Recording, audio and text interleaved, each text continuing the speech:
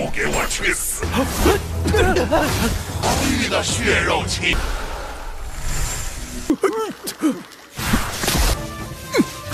无妨，此阵厉害，大家团结一致，就未必会被困住。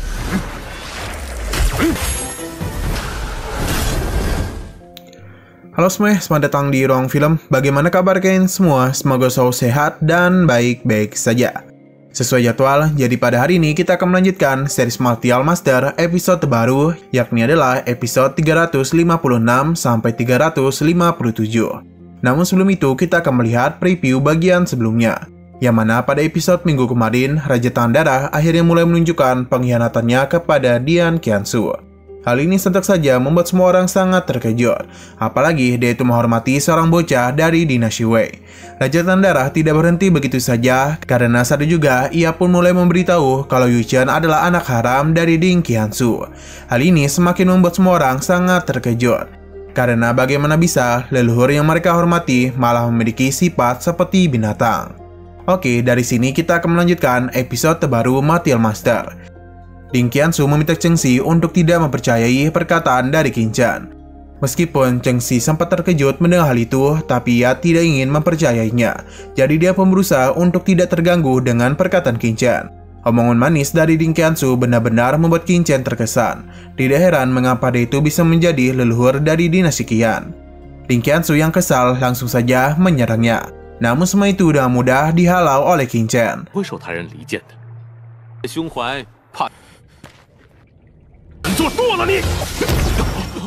Melihat kondisi dari orang-orangnya yang terluka parah membuat Qin Chen cukup kesal. Ketika itu juga kucing gemoy pun ingin melakukan sesuatu. Sedangkan murid dari dinasti Qian langsung melancarkan serangan untuk menghabisi orang-orang dinasti Wei. Dalam penyerangan itu, Qin Chen pun tidak akan membiarkannya. Pada awalnya, murid ini berhasil menahan serangan Qin Chen dan langsung saja meremehkan kemampuannya. Hingga pada akhirnya serangan Qin Chen berhasil menembus pertahanan murid itu, sampai-sampai membuat dia meminta tolong kepada leluhurnya. Namun Dian Qiansu sama sekali tidak bisa berbuat apapun, dan dia hanya melihat muridnya meninggoy di tangan Qin Chen.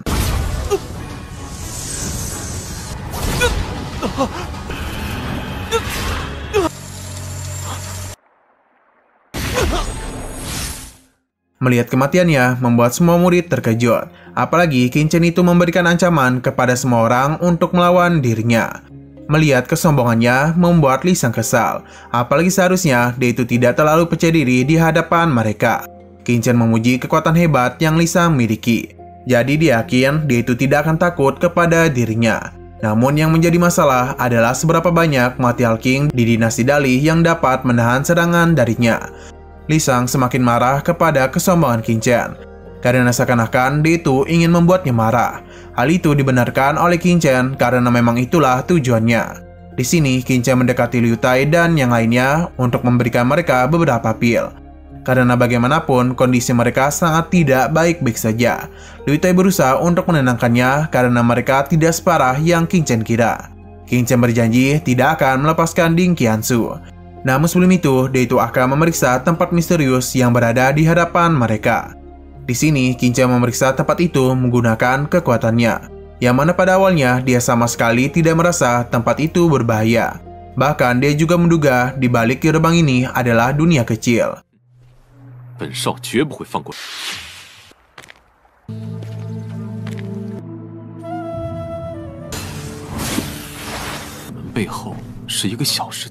Namun kucing gemoy menjelaskan kalau di hadapan mereka merupakan sebuah dunia ilusi.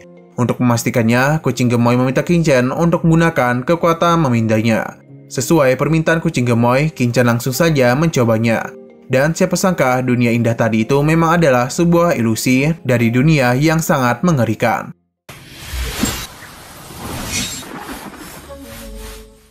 Sadar kalau tempat itu sangatlah berbahaya, Qin Chen pun mengajak teman-temannya untuk segera pergi meninggalkan tempat itu. Dia menjelaskan kalau tempat itu merupakan dunia ilusi yang dipenuhi oleh mekanisme pembunuh. Begitu mereka masuk, bahkan puncak Martial King saja juga akan meninggoy. Begitu mereka masuk, bahkan puncak Martial King saja juga akan meninggoy. Perkataannya membuat Dian Qiansu dan Li Shang tertawa. Karena bagaimanapun, Sang Guan sudah memberitahu kalau tempat itu bukanlah ilusi. Qin Chen tidak mempedulikan perkataannya dan meminta mereka untuk mencobanya sendiri. Alhasil mereka semua pun hanya bisa terdiam saja. Tak lama kemudian, Qin Chen dan teman-temannya segera pergi meninggalkan tempat itu. Melihat semua itu, Zhao Xingfang dan yang lainnya pun ikut menyusul. Mereka sempat ditahan oleh Zhao Tian. Tapi Zhao Xingfang yakin Qin Chen pasti merasakan sesuatu yang tidak beres di tempat ini. Zhao Tian meminta untuk tetap bertahan karena bagaimanapun mereka sudah sampai sejauh ini. Tapi apapun yang dia katakan, Zhao Xingfang tetap percaya kepada Qin Chen.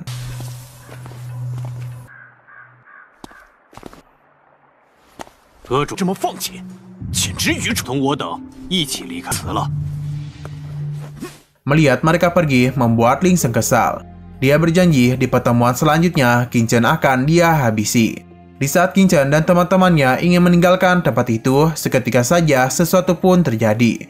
Yang mana pintu dari tempat ini tertutup secara paksa. Sontak saja hal itu membuat mereka terkejut. Qin Chen tahu betul kalau ada seseorang yang tidak ingin mereka meninggalkan tempat itu.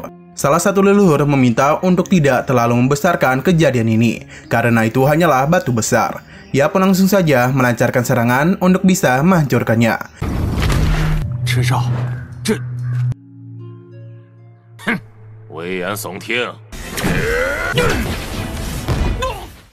Serangan yang beliau itu lancarkan sama sekali tidak menggores pintu itu.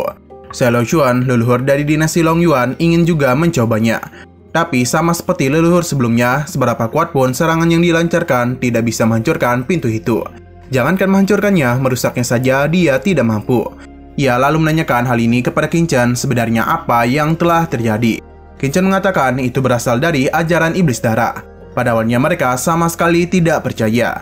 Apalagi Din Qiangsu menganggap Qin Chen sebagai pembohong, karena bagaimanapun ajaran iblis darah sudah musnah pada 1000 tahun yang lalu.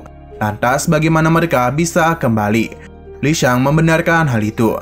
Dia juga menduga kalau Qin Chen lah yang melakukan trik licik ini. Qin Chen memberitahu kalau seharusnya mereka tidak lupa dan orang pertama yang masuk ke dalam tempat itu. Seketika saja mereka pun ingat dengan seorang pria berpenampilan aneh yang pertama kali masuk ke dalam alam rahasia. Pada akhirnya mereka pun sadar kalau napas dari orang itu memang sangatlah aneh. Jadi kemungkinan besar orang itu memang murid ajaran iblis darah. Saat juga suara tawa yang cukup mengerikan pun terdengar.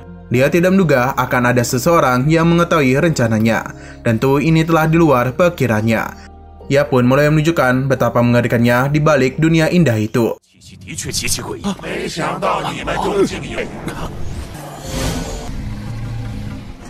Karena orang ini terus saja ngebacot, membuat para leluhur kesal dan memintanya untuk segera keluar. Orang itu tidak ada niatan untuk menunjukkan wujudnya kepada mereka, apalagi dia itu tidak sebodoh yang mereka kira. Salah satu murid yakin kalau orang itu pasti bersembunyi di dalam kuil yang sama. Setelah mencari kesana kemari, dia menduga kalau suara itu berasal dari dalam peti mati.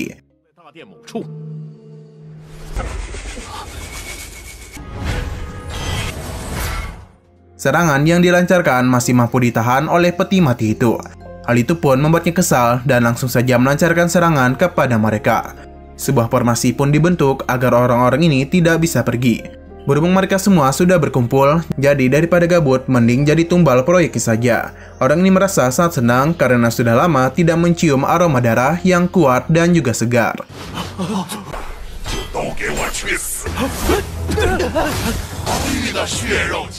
Tidak ingin tinggal diam, Sang Guan meminta semua orang untuk berkumpul. Karena secepatnya mereka ini harus membentuk formasi pelindung untuk menahan serangan dari sosok yang tak dikenal.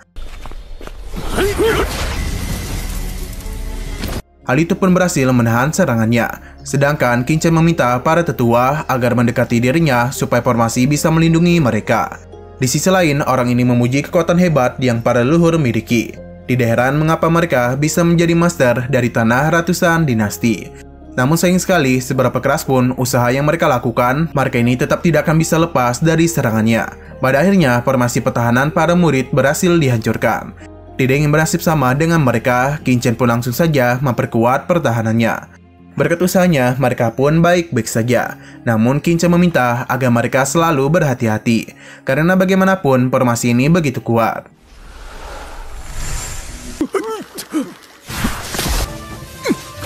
Wu Fang, 此阵厉害，大家小心。Kembali kepada Sengguan, di sini ia mulai melakukan pemeriksaan kepada formasi itu.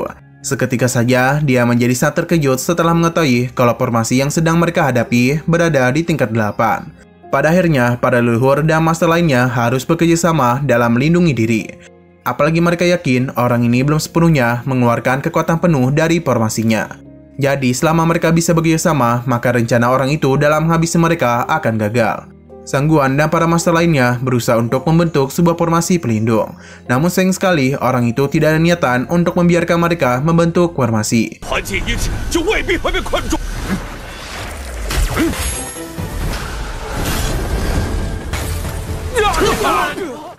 Kini mereka hanya bisa mengandalkan kekuatan Papillon Sangguan saja agar bisa mengatasi formasi tingkat 8.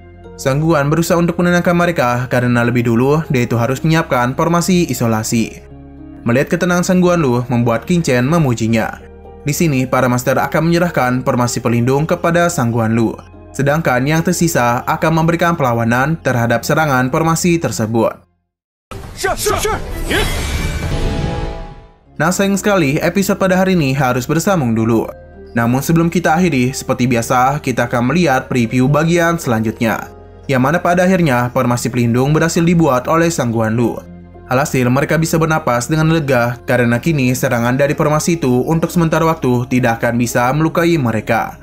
Tapi tentu saja mereka tidak boleh terus berdiam diri saja, karena cepat atau lambat formasi ini juga akan hancur. Tapi Qin Chen merasa hal ini bisa terjadi adalah karena kesalahan para ketua yang tidak melakukan pemeriksaan dengan benar. Alhasil mereka pun hanya bisa berdiam saja. Karena formasi belum kunjung dibuat, jadi Yuan Fang meminta para muridnya untuk memberikan perlawanan. Penguasa Kulo Dao mentertawakan perlawanan yang mereka berikan. Karena seberapa keras pun serangan yang mereka lancarkan, semua itu tidak akan bisa menghentikan formasinya.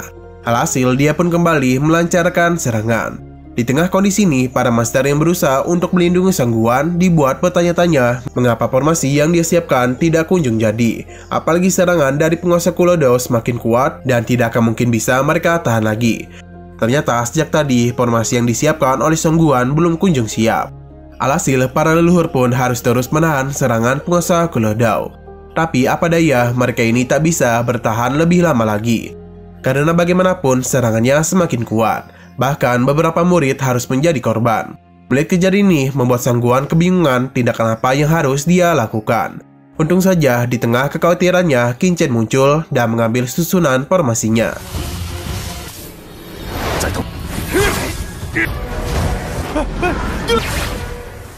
Para leluhur cukup terkejut dengan tindakan yang dilakukan oleh Qin Chen. Apalagi para leluhur yang memang tidak menyukainya mulai memprovokasi kalau Qin Chen pasti telah bekerjasama dengan ajaran iblis darah. Sangguan yang tidak terima benderanya diambil berusaha untuk merebutnya. Namun mereka terlambat karena Qin Chen sudah menyebarkannya. Hal ini membuat para master semakin marah dan akan menghabisi Qin Chen. Tapi dan mudahnya Qin Chen menahan pergerakan mereka. Dia meminta untuk tidak banyak bacot dulu dan lebih baik melihat apa yang sedang dirinya lakukan. Berkat adanya Qin Chen, formasi isolasi pun berhasil dibentuk dan juga melindungi semua orang.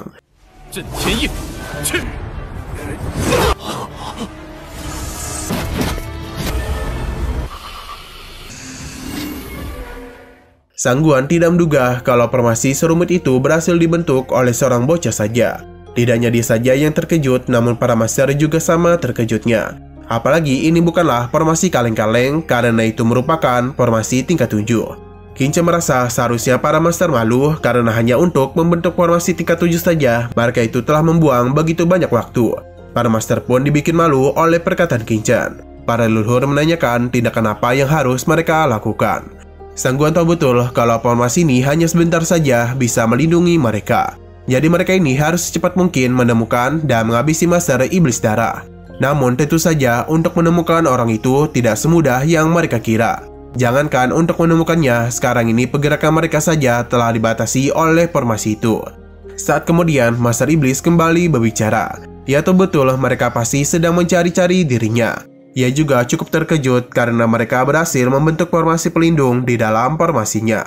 Namun ini semua hanya akan menahan mereka sebentar saja, karena cepat atau lambat mereka akan mati di tangannya. Saya juga Qin Chen memanggil Master ini, yang mana dia tahu betul siapa penguasa Kulo Dao. Di saat itu, dia sudah menanamkan segel pemusnah jiwa di dahi tetua Su Ying. Di saat itu, Denny sudah menanamkan segel pemusnah jiwa di dahi tetua Su Ying. Akhirnya, penguasa Kulou Dao mengetahui siapa Qin Chen. Dia yakin kalau tetua Tianmo yang dia utus pasti juga dihabisi oleh Qin Chen. Di tengah pembicaraan itu, Qin Chen berusaha untuk merasakan napasnya. Namun, ini masih membutuhkan sedikit waktu. Penguasa Kulou Dao tidak menduga bocah ini akan mengalami perkembangan yang begitu pesat. Bahkan, dia sudah berada di level Martial King. Sadar Qin Chen akan sangat merepotkan dirinya, jadi ia pun memiliki sebuah rencana. Yang mana jika para master ingin menemui dirinya, maka mereka harus menghabisi Qin Chen. Jadi dengan matinya Qin Chen, barulah dia bisa menunjukkan dirinya. Dan kemunculan dirinya, maka para master akan memiliki kesempatan untuk menghabisi dirinya. Dia pun segera melepaskan formasinya agar mereka bisa lebih percaya dengan perkataannya. 便是你所这来了，好诡异的灵魂气息。想不到阁下才短短有了个好主意。主杀，本座便主动会运气好吧。Zhao Xingfeng berusaha untuk menyadarkan mereka semua kalau niat sebenarnya penguasa Kulou Dao hanya ingin mereka saling menghabisi. Namun Dian Xiansu yang membenci Qin Chen meminta semua orang untuk percaya kepada janji penguasa Kulou Dao. Karena dengan kemunculannya itu, maka kesempatan mereka untuk bisa pergi dari tempat ini sangatlah besar. Zhao Xingfeng terus berusaha untuk membela Qin Chen. Apalagi tidak mungkin penguasa Kulou Dao menempati janjinya. Namun Di Qiangsu ini begitu tolol dan terus saja ngebacot. Hingga pada akhirnya Zhao Xingfeng memberitahu andai saja formasi isolasi tidak Qin Chen buat, maka dia bisa menjamin setengah dari mereka pasti telah meninggal. Jadi setidaknya mereka ini masih memiliki hati nurani. Tapi Listen yang juga sama tololnya masih terus memojokkan Qin Chen. Qin Chen tidak terlalu mempermasalahkan hal itu dan menanyakan pendapat dari para penguasa lainnya.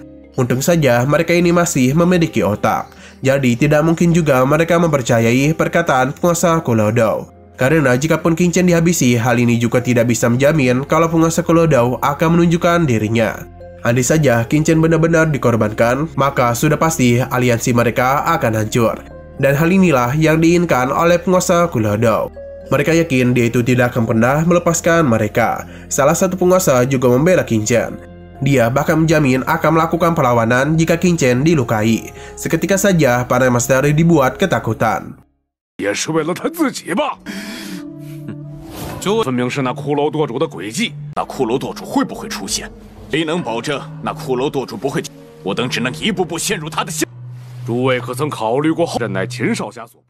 Beberapa master mencoba untuk menanyakan pendapat Qin Chen tentang masalah ini, yang mana tanpa diduga Qin Chen merasa yakin alasan penguasa Kulou Dao melakukan tindakan ini pasti sedang berusaha untuk melindungi seseorang mata-mata di antara para master maupun para tetua.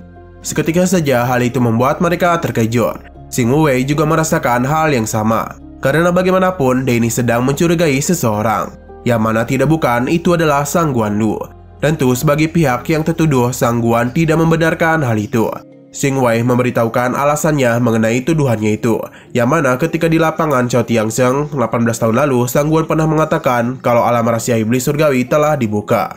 Oleh karena itulah hal itu pun membuatnya terkejut. Namun ketika dirinya memasuki dunia rahasia, Xing Wei tidak menemukan apapun. Jadi bagaimana Sang Guan bisa menjelaskan perkataannya itu? Sang Guanlu tidak bisa terlalu menjelaskannya karena cakram Tianjunnya lah yang mendeteksi hal tersebut. Tidak berhenti begitu saja, Xing Wei juga mengingatkan kepada mereka semua kalau pintu masuk peninggalan kuno ini juga ditemukan langsung oleh Sang Guan. Apalagi di saat mereka dalam kondisi terdesak, Sang Guan ini sangat lama dalam mengatur formasi isolasi. Perkataannya itu membuat semua orang bertanya-tanya apakah Sang Guanlu memang adalah pengkhianat atau bukan. Para master pun meminta penjelasan darinya. Sang Guan terus membela dirinya, apalagi pintu itu ditemukan langsung oleh orang-orang dari dinasti Wujing. Tapi yang membukanya adalah Sang Guanlu. Mereka pun penasaran apa yang dijanjikan Master Iblis Darah kepadanya. Sang Guan mencoba untuk menghilangkan tuduhan ini dari dirinya.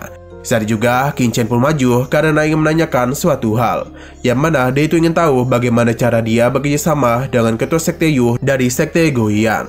Tapi Sang Guan sama sekali tidak pernah mendengar nama ketua sekte Yu.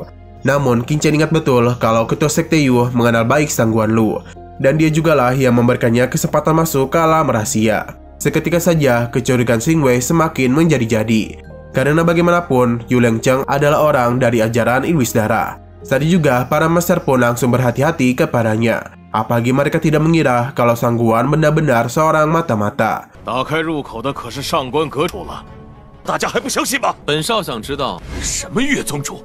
我根是你给了他进入秘境的机会。佛教之人是无法进入，此事我也不知。而且， King Chen berusaha untuk menenangkan semua orang. Karena bagaimanapun, Sang Guan Lu bukanlah mata-mata yang mereka cari. Hal ini membuat mereka kebingungan karena tadi King Chen telah menanyakan satu hal. Tapi ternyata perkataan King Chen tadi bertujuan untuk menangkap mata-mata yang sebenarnya. Karena King Chen sudah tahu siapa itu, jadi mereka tidak perlu lagi menyelidikinya. Mereka pun penasaran siapakah mata-mata itu.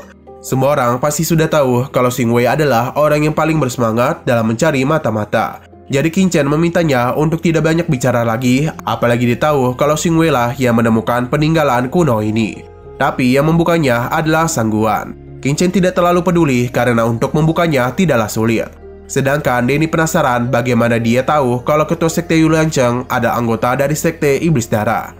Padahal King Chen sama sekali tidak pernah memberitahunya. Karena sebelumnya dia hanya mengatakan kalau ketua sekte Yu dan Sang Guan Lu sudah saling bekerja sama. Lantas bagaimana dia bisa tahu kalau Yu Liangcheng adalah anggota dari sekte iblis darah?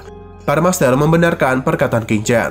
Begitu juga dengan Xing Wei. Ia juga memberikan alasan kalau tadi itu hanyalah tebakan saja. Apalagi King Chen juga sempat menuduh Sang Guan, jadi dia pun hanya mengira-ngira saja. King Chen tentu tidak puas dengan penjelasannya. Apalagi dia tidak pernah mengatakan kalau ketua sekte Guoyan yang sejak tadi mereka bicarakan bernama Yu Liangcheng. Perkataan King Chen tentu saja membuat Xing Wei panik. Apalagi para master juga mulai mencurigainya. 阁下是怎么知道上官阁主勾结？可对，什么问题？这种情况，阁下又是怎知我？公主不曾说起名讳。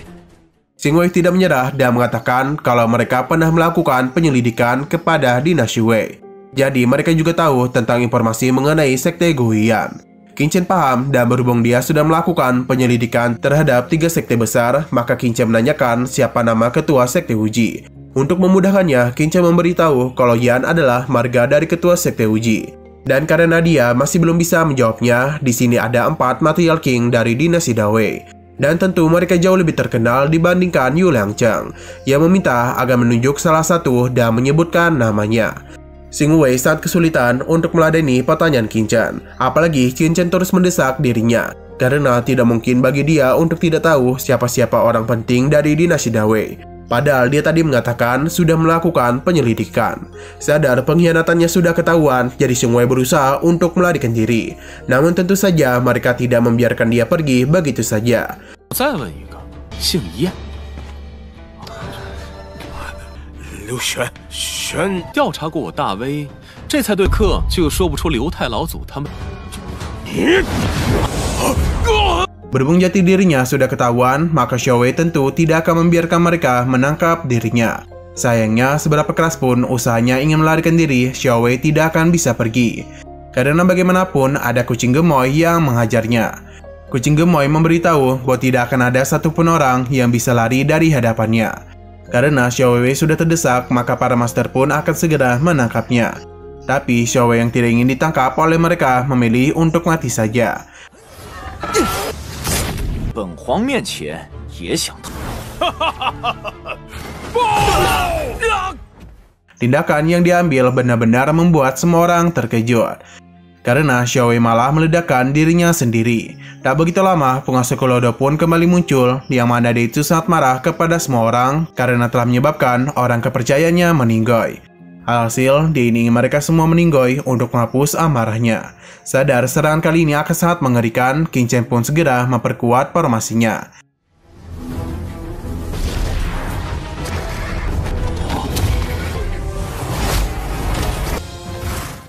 Sadar kalau pertahanan mereka tidak akan mampu bertahan terlalu lama, maka para master pun bertanya-tanya tindakan apa lagi yang harus mereka lakukan. King Chen meminta para master untuk melindungi formasi itu, sedangkan dirinya akan memikirkan cara untuk menyelesaikan masalah mereka. Untung saja para master mau mendengarkan perintah King Chen dan segera mengerahkan kekuatannya untuk melindungi formasi. Di sini Qin Chen berusaha untuk merasakan kehadiran dari penguasa Kulao Dao. Namun apapun yang Qin Chen lakukan, dirinya masih belum bisa merasakan kehadirannya. Dia mencoba menanyakan kepada kucing gemoy apakah ada cara untuk keluar dari tempat ini. Kucing gemoy tahu betul kalau seharusnya Qin Chen mendapatkan gulungan giok di reruntuhan istana. Ternyata gulungan giok itu mampu mengendalikan formasi istana. Jadi jika Qin Chen memberikan hal itu kepadanya, maka dirinya akan membantu Qin Chen dalam menghancurkan formasi besar ini. Qin Chen merasa kalau gulungan yang kucing gemoy bicarakan adalah sesuatu yang sangat diinginkan oleh Molly. Qin Chen pun dibuat kebingungan apakah gulungan itu memang dapat mengendalikan formasi. Kucing gemoy memintanya untuk tidak membuang kekuatan karena benda itu sangatlah spesial. Dan kekuatan Qin Chen sekarang tidak mungkin bagi dia untuk dapat mempelajarinya. Jadi lebih baik Qin Chen menyerahkan hal itu kepada dirinya agar dia dapat memecahkan formasi itu. Saat juga Qin Chen pun mencobanya. Dan ternyata semua perkataan yang kucing gemoy ucapkan adalah benar. Kucing gemoy sekali lagi meminta agar Qin Chen segera menyerahkan gulungan giok kepadanya. Dan seharusnya ini adalah pertukaran yang menguntungkan mereka. Qin Chen mulai merasa kalau alasan kucing gemoy selalu mengikutinya pasti karena gulungan giok itu. Kucing gemoy tidak habis pikir bagaimana bisa Qin Chen berpikiran seperti itu kepada dirinya. Dan jika Qin Chen terus berpikiran yang tidak-tidak, dirinya itu tidak akan sudi membantunya. Namun, kucing gemoy sekali lagi meminta Qin Chen untuk memberikan gulungan itu kepadanya, agar dirinya dapat mematahkan formasi itu. Karena jika tidak, mereka ini akan tetap berada di sini hingga ajal menjemput. 你交出玉简，本看来你本皇也无话可说，给本皇都懒得要。天狼真是不知好歹，本祸开大阵，否则。 Qin Chen yang masih belum percaya dengan perkataan kucing gemoy mencoba untuk mempelajari gulungan giok. Di dalam sana, Qin Chen sadar betul kalau tempat ini mengandung napas misterius. Jadi seharusnya pasti ada sesuatu di dalam tempat itu. Namun dia harus berhati-hati karena gulungan giok bisa dengan mudah menyapu kekuatan jiwanya. Harta ini memang benar-benar di luar pikiran Qin Chen. Di sini kucing gemoy meminta untuk menyerah saja. Namun Qin Chen tidak mau dan langsung gunakan kehendak ruang untuk mencari sesuatu. 断不会是这种。少年郎，不好， Tak butuh waktu lama bagi Qin Chen untuk menemukan inti dari tempat itu. Seketika saja, Qin Chen pun bisa melihat struktur formasi yang berada di tempat itu. Mengetahui itu benar-benar membuat kucing gemoy terkejut. Karena bagaimana bisa Qin Chen menggerakkan ruang semesta, yang bahkan Martial Emperor tingkat 8 saja tidak mampu mengendalikan gulungan giok. Namun Qin Chen yang baru naik kerana Martial King malah dah mudah mengendalikannya. Saat kemudian penguasa Kulao Dao kembali melancarkan serangan dan berhasil menghancurkan formasi pertahanan. Dia sangat kesal kepada Qin Chen karena akibat ulahnya lah para bawahannya meninggoy. Jadi dirinya itu akan menjadikan Qin Chen sebagai bayarannya. Qin Chen sama sekali tidak takut dan langsung menggunakan api teratai hijaunya. Berkat kekuatan yang dia miliki, Qin Chen berhasil terbebas dan membuat penguasa Kulao Dao terkejut dan api yang dia gunakan. 将本没那么说。这是什么火焰？ Melihat hal itu, membuat ketua Papillon Dan yakin kalau penguasa Kulao Dao pasti takut dengan api. Jadi dirinya yang sangat ahli dalam pembakaran mencoba untuk melancarkan serangannya. Tapi apa daya, kekuatannya sama sekali tidak berguna dan malah dialah yang terkena serangan. Tentu hal itu semakin membuat mereka terkejut. Karena bagaimana bisa hanya api Qin Chen saja yang mampu menyakiti penguasa Kulao Dao. Tidak hanya mereka yang kebingungan, namun penguasa Kulao Dao juga sama bingungnya. Karena Qin Chen dan mudahnya menghentikan semua serangan yang dirinya lancarkan. Dia yang sadar Qin Chen saatlah berbahaya ingin langsung menghabisinya. Namun apa daya, kekuatan api teratai hijau Qin Chen terlalu kuat untuk bisa dilawan. Setelah semua itu, Qin Chen pun bergegas menghancurkan titik-titik formasi yang berada di tempat itu. 攻击！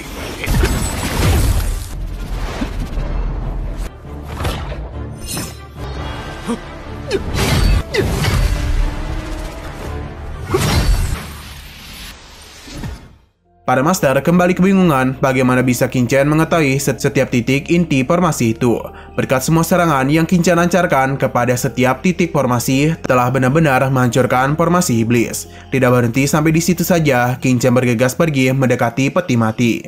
Penguasa Kulodao tidak percaya kalau formasi dapat dihancurkan. Ia menjadi penasaran bagaimana cara Qin Chen bisa mengetahui struktur formasinya. Qin Chen tidak menjawab pertanyaannya dan langsung saja menumbuk peti mati itu agar segera terbuka. Sayang sekali serangan Qin Chen masih belum berhasil. Namun meskipun begitu, hal ini telah membuat penguasa Kulodao kesal karena ada seorang bocah yang sangat berani kepadanya. Para master dan para pemimpin lainnya menggabungkan kekuatan mereka untuk membuka paksa peti mati itu. Alhasil, serangan yang mereka lancarkan akhirnya berhasil membuka peti mati ini. Namun sayang sekali di dalamnya tidak ada apa-apa. Tapi Qin Chen tahu betul kalau ini adalah formasi darah yang mana penguasa Kulodao berencana untuk menghidupkan kembali dirinya sendiri. Penguasa Kulodao membenarkan hal itu, dan tujuan dia membawa mereka semua kemari ada karena ingin menyerap kekuatan dan darah mereka agar tubuhnya bisa kembali terbentuk. Para master memintanya untuk segera keluar. Tapi penguasa Kulodao tidaklah bodoh karena untuk apa juga dia keluar dan ujung-ujungnya malah diserang habis-habisan oleh mereka. Ia masih tidak menduga kalau bocah bernama Qin Chen ini benar-benar mampu mengacaukan setiap rencana yang telah dia bangun. Tidak heran mengapa benih parasit begitu menyukai tubuh Qin Chen. Qin Chen mulai menyadari kalau dia sebenarnya berasal dari suku iblis kuno. Perkataan Qin Chen benar-benar membuat mereka terkejut. Karena seharusnya suku iblis kuno sudah lama disegel oleh orang-orang kuat mereka. Lantas bagaimana bisa mereka masih hidup sampai sekarang? Qin Chen mencoba untuk melakukan pencarian, tapi penguasa Kulodao memintanya agar tidak melakukan hal itu. Karena dan kekuatan sekarang tidak mungkin bagi dia untuk bisa menemukan dirinya. 你小子竟能寄生种子看中的肉食！ 秦少侠，怎可能还活着？ 别白费心机了，本座的。 Saat juga kucing gemoy muncul dan memberitahu kalau tempat ini adalah altar klan iblis kuno yang tersegel.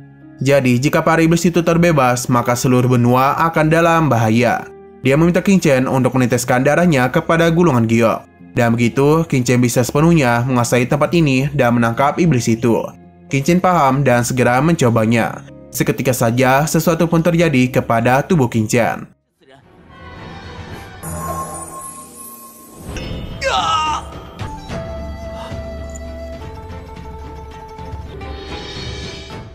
Ketika dia sedang melakukan proses penyatuan, bisa terlihat kalau secara perlahan tubuhnya mulai menghilang.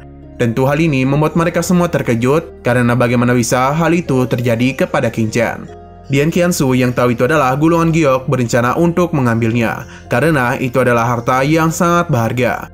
Tapi usahanya sia-sia saja karena dan tubuhnya sekarang Qin Chen sama sekali tidak bisa disentuh. Alhasil, para master pun langsung menempeleng Dian Qiansu karena bagaimana bisa dia melakukan hal itu kepada Qin Chen yang sedang berusaha menyelamatkan mereka. Kucing gemoy tidak menduga kalau Qin Chen mampu memurnikan kupu-kupu giok keberuntungan langit dan bumi. Tapi hanya dengan cara inilah mereka bisa menghentikan semua kejadian ini. Jadi kucing gemoy pun berharap agar Qin Chen bisa menyelesaikannya dengan baik. Sadar sesuatu yang salah sedang terjadi, seketika saja membuat penguasa Kulodao panik. Karena bagaimana bisa kupu-kupu giok keberuntungan langit dan bumi bisa di tangan Qin Chen. Ketika Qin Chen sedang berusaha mempercepat prosesnya, episode pada hari ini malah bersambung. 救了我们一命，你竟妄想让给他了，会炼化情，这是 Nah, saat ini Qin Chen masih terus berusaha untuk menyatu dengan gulungan giok. Namun seiring berjalannya waktu, Qin Chen mulai merasakan sakit yang luar biasa pada tubuhnya. Kucing gemoy tahu betul kalau saat ini kekuatan ruang berusaha untuk melahap Qin Chen. Hal itu sontak saja membuat semua orang panik. Untung saja Qin Chen masih memiliki sesuatu di dalam dirinya. Jadi secara perlahan dirinya mampu melawan balik kekuatan ruang. Hingga pada akhirnya Qin Chen berhasil memurnikan gulungan giok.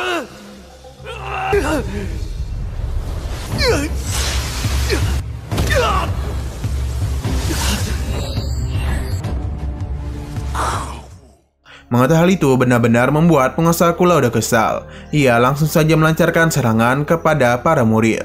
Yang mana tujuannya bukanlah menghabisi mereka, melainkan ingin mengendalikan mereka.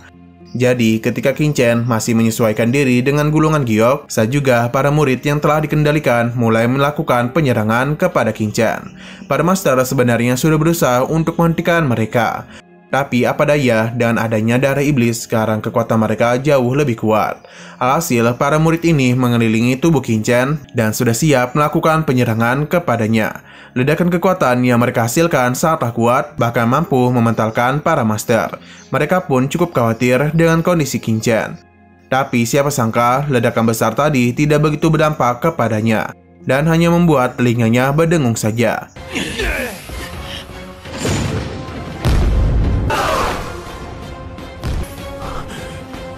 炮的威力还真是大。 Para master merasa sangat senang, apalagi setelah mengetahui kalau sekarang kekuatan Qingchen sudah berkembang, yang mana saat ini dia sudah berada di ranah Material King tahap menengah. Qingchen tidak menduga dengan hanya memunikan gulungan giok, perkembangan kekuatannya akan sejauh ini. Bahkan tubuh suci abadinya juga telah memasuki tingkat 6. Penguasa Kelodao tidak pernah mengira kalau bocah ini bisa memunikan gulungan giok. Qingchen merasa semua hal pasti bisa terjadi jika mereka mau berjuang melakukan hal itu. Saat juga Qingchen mulai melakukan serangan kepada sebuah dinding, yang ternyata itu merupakan pintu rahasianya. 这不可能！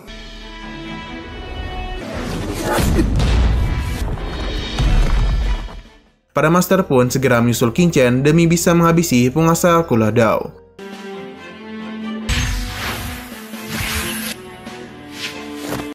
Tak begitu lama, mereka semua akhirnya sampai di sebuah tempat. Bisa terlihat kalau penguasa Kelodao memang berada di sini. Kehadiran mereka semua disambut baik oleh penguasa Kelodao. Tapi dia masih tidak menyangka kalau para semut ini bisa menemukan keberadaannya. Para master sangat bersyukur bisa menemukan keberadaannya, karena dengan begini mereka bisa menghabisi penguasa Kelodao dan mengakhiri penderitaan ini. Penguasa Kelodao sama sekali tidak takut, karena dengan kekuatannya saat ini mereka itu bukanlah apa-apa baginya. Saat juga ia pun kembali melancarkan serangan, tapi semua itu masih bisa Qingchen tahan. Dan serangan yang dilancarkan membuat mereka sadar betapa kuatnya penguasa Kelodao. Namun meskipun begitu, Qingchen sama sekali tak gentar dan mulai melakukan serangan balik. Lagi-lagi, penguasa Kelodao terus saja meremehkan kekuatannya.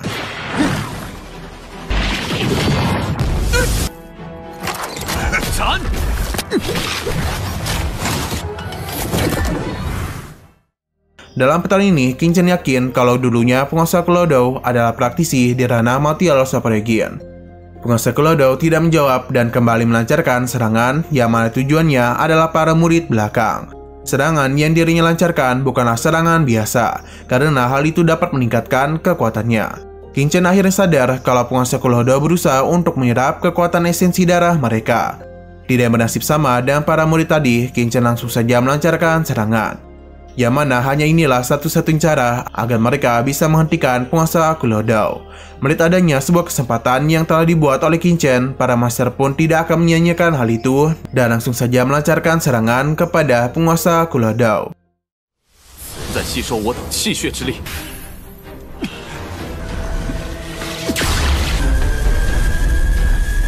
随我出手！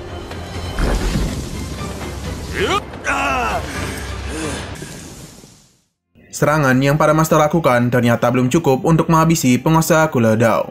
Untung saja mereka masih memiliki Qingchen. Jadi saat itu juga dia pun kembali melancarkan serangan. Meskipun sempat membuatnya kesakitan, tapi lagi-lagi serangan Qingchen masih belum efektif. Jadi dia itu masih bisa lepas dari serangannya.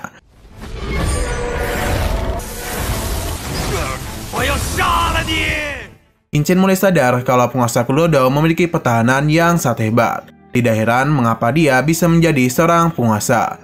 Para master tidak menyerah dan kembali melancarkan serangan kepadanya. Hal itu pun semakin membuat penguasa Kelodao marah kepada mereka. Apalagi serangan yang para master lancarkan tidak ada habisnya. Kemarahan penguasa Kelodao sudah tidak terbendung lagi, jadi dia pun langsung saja mengamuk. Menyadari hal itu, para master pun bergegas pergi, namun sayang sekali beberapa murid yang tertinggal harus terkena serangan yang dilancarkan oleh penguasa Kelodao.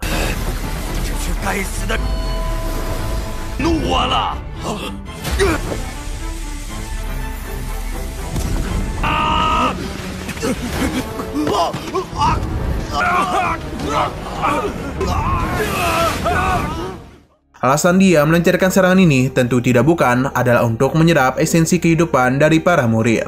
Melihat para muridnya dihabisi benar-benar membuat para master terkejut. Karena dengan begini, kekuatan dari penguasa Kulo Dao akan semakin meningkat. Penguasa Kulo Dao berjanji akan membalas perbuatan yang para master lakukan kepada dirinya. Di saat semua orang sedang panik, Qin Chen itu masih bisa tenang. Ia pun melakukan pemeriksaan dan mengetahui kalau yang sedang dilakukan penguasa Kulo Dao hanyalah pemulihan singkat. Jadi hal itu sama sekali tidak terlalu berpengaruh dalam pertarungan. Qin Chen pun kembali melancarkan serangan kepadanya. Dalam pertarungan itu, Qin Chen berhasil melukai pergelangan tangan dari penguasa Kulo Dao. Mengetahui dia sedang terluka, para master pun tidak akan menyia-nyiakan kesempatan ini untuk kembali melancarkan serangan.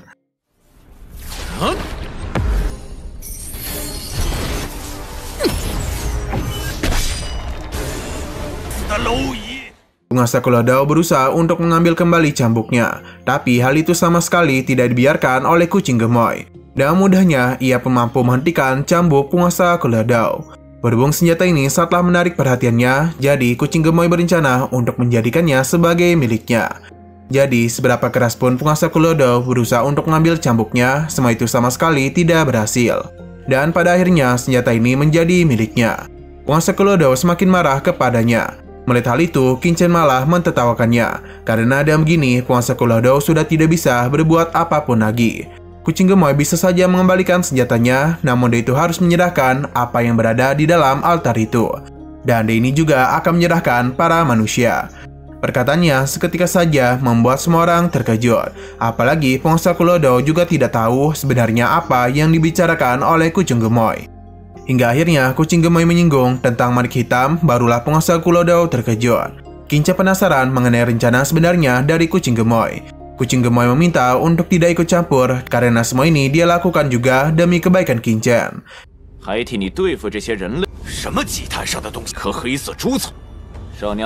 Ia mulai menjelaskan kalau manik hitam yang disebut juga sebagai penguasa kota adalah harta karun kuno, yang mana hal itu juga mampu menekan seluruh alam rahasia iblis surgawi. Jika hal itu berhasil dikuasai oleh penguasa Kulo Dao, maka bisa dipastikan dalam beberapa dekade, segel seluruh dunia rahasia ini akan dilonggarkan.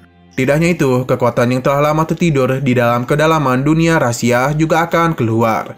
Dengan begitu, seluruh benua pasti akan dalam bencana besar. Selain itu semua, manik hitam juga mampu mengeluarkan benih parasit yang ada pada Qin Chen.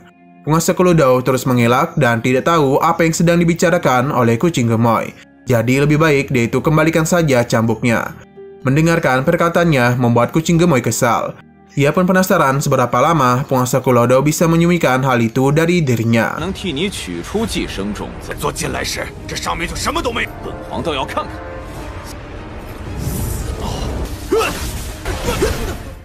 Dalam pertarungan itu bisa terlihat kalau kekuatan kucing gemoy jauh lebih unggul. Tidak ingin ketinggalan, Qin Chen dan para master kembali melancarkan serangan untuk segera menghabisi penguasa Kulo Dao. Nah, karena dirinya sudah ditekan, jadi mau tidak mau penguasa Kulo Dao memilih untuk mengakhiri hidupnya. Namun sayang sekali, bagian pada hari ini harus bersambung dulu. Jadi kita tidak tahu nasib mereka semua. Oke, sekian dulu pada video kali ini. Untuk video selanjutnya akan hadir pada minggu depan. Jadi bagi kalian yang ingin mengikuti series ini, langsung klik subscribe dan aktifkan loncengnya. Oke, terima kasih yang sudah menonton video sampai habis. Jika kalian suka pada video ini, klik like dan share ke teman-teman kalian tentang channel ini. Dan ditunggu aja kelanjutannya. Oke, sampai jumpa di video selanjutnya.